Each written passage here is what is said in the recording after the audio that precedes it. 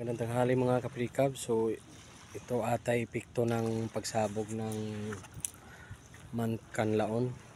Bulkan Kanlaon. So ayan oh, halos zero visibility, hindi makita yung isla ng ng Cebu. Ayan oh, puros puti yung makikita mo lang oh.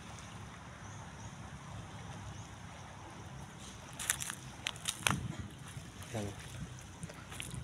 Yan, dito yan sa Negros. So dito sa atin, mula sa tinatambay natin, matatanaw lang natin yung bundok dito.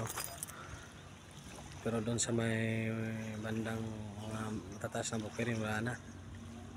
Puro puti na. Ayan, natatanaw na natin kahit pa paano yung LCT dadaong dito sa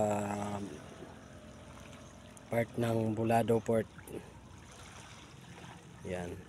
Pero kanina talagang hindi yan makita. Ayan o. Dati-rati nung hindi pa pumutok yung ng Kanlaon, Bulkan Kanlaon, makikita mo lang to halos ito sa tapat ng Cebu. Pero ngayon hindi na. Puro puti lang lahat nakikita mo. Yan.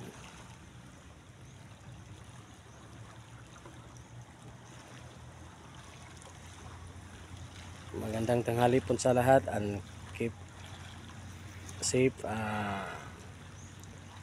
people of Kanlaon.